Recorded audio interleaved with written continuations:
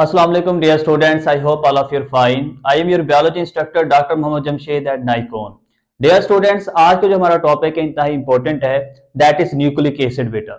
आप देखिए बेटा, हमारे पास आपके सेल के अंदर जितनी भी इंफॉर्मेशन जो आपकी सेल की एक्टिविटीज को कंट्रोल कर रही है, वो सारी की सारी बेटा न्यूक्लियस के अंदर प्रेजेंट है। न्यूक्लियस में क्या बेटा, आपके पास जेनेटिक मटेरियल जिसे आप क्रोमोसोम्स का नाम देते हैं, और क्रोमोसोम के अंदर बेटा हमारे पास जीन्स प्रेजेंट हैं, जिसे आप यूं कह सकते हैं कि सेगमेंट ऑफ डीएनए।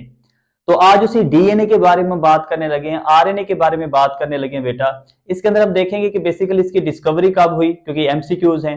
कंपोजिशन इसकी क्या है और कौन कौन से कंपोनेंट्स ठीक है इसके अंदर मौजूद हैं जो मिलकर बेटा न्यूक्लिक एसिड को बना रहे हैं। तो मूव करते हैं बेटा अपने लेक्चर की जानिब। तो देखिए बेटा, हमारे पास न्यूक्लिक एसिड की सबसे पहले डिस्कवरी को हम डिस्कस कर लेते हैं। देखिए बेटा, हमारे पास एक साइंटिस्ट था जिसका नाम था एफ मैस्चर। एफ मैस्चर ने 1869 के अंदर पथ सेल के न्यूक्लियस में से एक मटेरियल को आइसोलेट किया। अब क्योंकि उस मटेरियल की isolation from the nucleus of पथ सेल से थी, इसलिए उसका नाम रखा गया बेटा न्यूक्लिन। तो 1869 में एफ मैस्चर ने फ्रॉम द न्यूक्लियस ऑफ पथ सेल एक मटेरियल आइसोलेट किया, जिसका नाम क्या रखा गया बेटा, न्यूक्लिन रखा गया। फिर जब इसकी एसिडिक नेचर को देखा, उन्होंने देखा कि इसकी जो एसिडिक नेचर है बेसिकली, ठीक है, नेचर को देखा कि अल्कली है, बेसिक है या एसिडिक है, तो उन्हें पता चला कि एसिडिक नेचर है। तो तब बेटा हमारे पास न्यूक्लिन, उसका नाम पड़ गया बेटा न्यूक्लिक एसिड। अब देखिए, आपको पता है बेटा कि न्यूक्लिक एसिड दो तरह के हैं। एक बेटा आपके पास है डीएनए, जिसे डी ऑक्सी राइबोन्यूक्लिक एसिड कहते हैं, और दूसरा बेटा आपके पास है आरएनए, जिसे राइबोन्यूक्लिक एसिड का नाम देते हैं। तो there are two types of nucleic acid बेटा, DNA and second one is the RNA बेटा। क्लियर होगी बेटा यहां तक बात। अब देखिए, इसकी केमिकल कंपोजिशन की अगर हम बात करते हैं कि बेसिकली इस न्यूक्लिक एसिड की कंपोजिशन है क्या, तो 1920 के अंदर बेटा, ये एमसीक्यूज है, 1920 में पीएल वीन ने बेटा आइडेंटिफाई किया chemical composition of nucleic acid. अब बेटा हमारे पास जो पीएल वीन है उसने क्या बताया, पीएल वीन ने बताया कि आपके पास जो न्यूक्लिक एसिड है ये बेसिकली पॉलीमर है। अब अगर ये पॉलीमर है, एक बड़ा मॉलिक्यूल है, तो इसका कोई ना कोई मोनोमर भी होना चाहिए। तो उसने कहा कि इसका जो मोनोमर है दैट इज न्यूक्लियोटाइड्स, कि हमारे पास जो न्यूक्लिक एसिड है इसके अंदर बहुत सारे न्यूक्लियोटाइड्स आपस में जुड़े हुए होते हैं थ्रू फास्फोडाइस्टर लिंकेज, और फास्फोडाइस्टर लिंकेज के जरिए ये न्यूक्लियोटाइड्स बहुत सारे जुड़ कर क्या बना रहे हैं बेटा, न्यूक्लिक एसिड बना रहे हैं। अब देखिए, फिर उसने न्यूक्लियोटाइड के कंपोनेंट्स बताया कि इस न्यूक्लियोटाइड्स को कौन कौन से कंपोनेंट्स बना रहे होते हैं। तो there are three components which are given to form nucleotide बेटा। तीन ऐसे कंपोनेंट्स हैं जो न्यूक्लियोटाइड को बनाते हैं। देखिए, हम उनको देखते हैं कि कौन कौन से बेटा। देखिए, नंबर वन आपके पास है बेटा पेंटोज शुगर। ये पेंटोज शुगर बेटा 5 कार्बन शुगर है जो बेसिकली न्यूक्लियोटाइड के अंदर मौजूद होती है। नंबर टू बेटा आपके पास है नाइट्रोजनस बेसिस, ठीक है, हमारे पास नाइट्रोजनस बेसिस पेंटोज शुगर के साथ मौजूद होती हैं न्यूक्लियोटाइड में। और लास्ट में बेटा आपके पास है फास्फेट ग्रुप। तो ये तीन चीजें बेटा जो बेसिकली न्यूक्लियोटाइड के अंदर मौजूद है।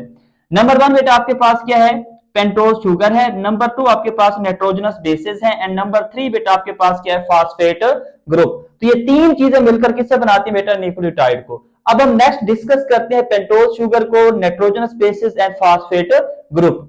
अब देखिए बेटा, हमारे पास फर्स्ट ऑफ ऑल हम देखते हैं कि हमारे पास पेंटोज शुगर कैसा इसका स्ट्रक्चर है और कैसे ये कंट्रीब्यूट कर रही होती है in the formation of nucleotide. अब देखिए, जब पेंटोज आ गया मतलब पेंटा 5 कार्बन वाली है, ठीक है। अब देखिए, हमारे पास पेंटोज शुगर को वैसे हम नाम देते हैं राइबोज का। अब देखिए, हमारे पास राइबोज होगी तो वो हमारे पास बनाएगी आरएनए को, ठीक है।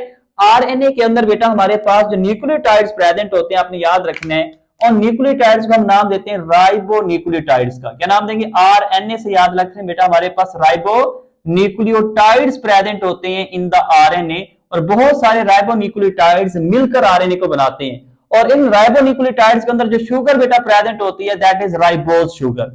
समझ आ गई बेटा यहां तक।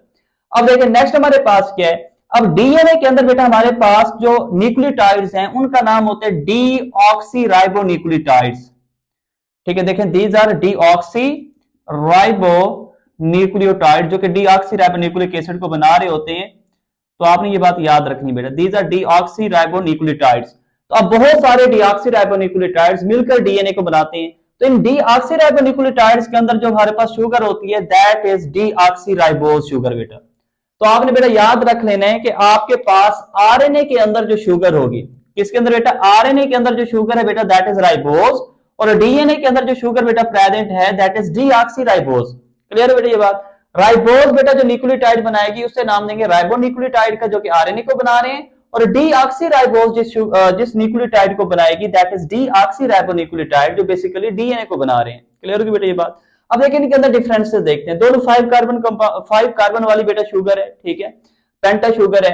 अब देखें हमारे पास ये मैंने स्ट्रक्चर ड्रा किया है। ये आपके पास है carbon number 1, that is carbon number 2, carbon number 3, carbon number 4 and carbon number 5, और ये मेरे पास ऑक्सीजन मौजूद है बेटा। तो आपने देखे बेटा हमारे पास ये जो हमारे पास 5 कार्बन है, ठीक है, इस कार्बन नंबर 1 के साथ देखिए यहां पर OH अटैच होगा, यहां पर H है। इसी तरह यहां देखिए कार्बन नंबर 2 पर आपने गौर करना है, यही हमने सारा कुछ समझना है।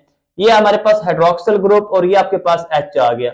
इसी तरह देखें ये आपके पास H है और दैट इज हाइड्रोक्सिल ग्रुप, ठीक है, यहां जस्ट H आएगा, ठीक है, और ये हमारे पास H2OH। तो ये बेटा हमारे पास कौन से शुगर बनी है, राइबोज शुगर। इस कंप्लीट स्ट्रक्चर को क्या नाम देते हैं, राइबोज शुगर का। अब अगर देखें बेटा मैं कार्बन नंबर 2 से, ठीक है, OH मौजूद था, क्या मौजूद था बेटा, OH हाइड्रोक्सिल ग्रुप था। अगर यहां से बेटा मैं ऑक्सीजन को रिमूव कर देता हूं तो जस्ट हाइड्रोजन रह गए। कार्बन राइबोज में से हमने क्या रिमूव किया बेटा, ऑक्सीजन को रिमूव किया। जब आप कार्बन नंबर 2 में से ऑक्सीजन को रिमूव करते हैं बेटा तो ये जो शुगर पहले राइबोज शुगर थी, कौन सी शुगर थी बेटा, राइबोज। जब आपने कार्बन नंबर 2 से ऑक्सीजन को निकाल लिया तो ये बन गया बेटा डीऑक्सीराइबोज शुगर। क्या नाम बन गया बेटा इसका, डीऑक्सीराइबोज शुगर, ठीक है।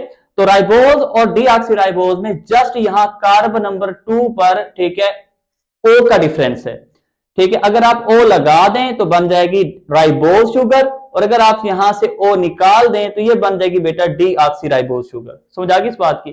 तो राइबोज आरएनए में होती है जो राइबोन्यूक्लियोटाइड्स को बनाती है, और डीऑक्सीराइबोज डीएनए के अंदर मौजूद है जो बेसिकली डीऑक्सीराइबोन्यूक्लियोटाइड्स के अंदर मौजूद होती है।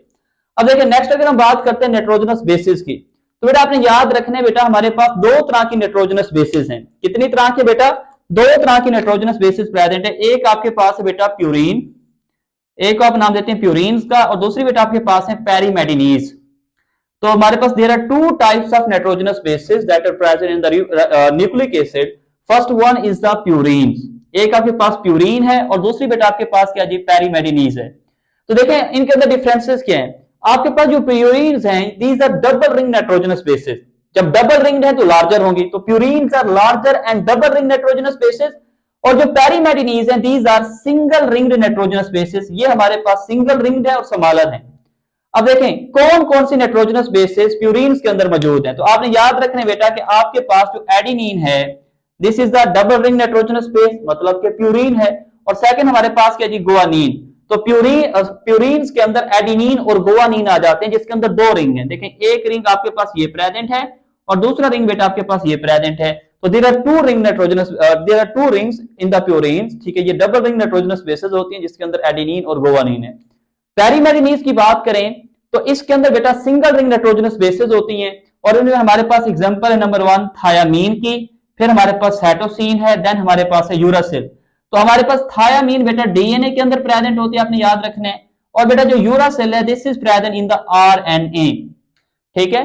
अगर आप डीएनए में देखेंगे तो उसमें एडेनिन भी होगी, गुआनीन भी होगी, थायामीन भी होगी, साइटोसिन भी होगी। अब अगर आरएनए के अंदर नाइट्रोजनस बेसिस की बात करें तो एडेनिन, गुआनीन, साइटोसिन और थायामीन की जगह क्या होगी बेटा, यूरासिल होगी।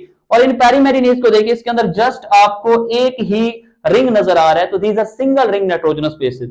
अब बेटा हम नेक्स्ट इन के फर्दर में, वैसे आपके एग्जाम में इतना ज्यादा पूछा नहीं जाता इनके बारे में, लेकिन मैं आपकी तसल्ली के लिए बेटा प्यूरीन्स और पेरीमेडिनीज की जो स्ट्रक्चर है, उनकी जो आइडेंटिफिकेशन पॉइंट्स हैं, वो मैं नेक्स्ट पार्ट के अंदर बेटा आपको डिस्क्राइब करूंगा, ठीक है बेटा। तो क्योंकि हमारे पास कुछ ऐसे पूछ लिया जाता है कि जैसे कि थायामीन को आप मिथाइल यूरासिल का नाम क्यों देते हैं, स्ट्रक्चर का नेम होगा या स्ट्रक्चर ड्रा होगा, पूछ लेगा ये क्या है।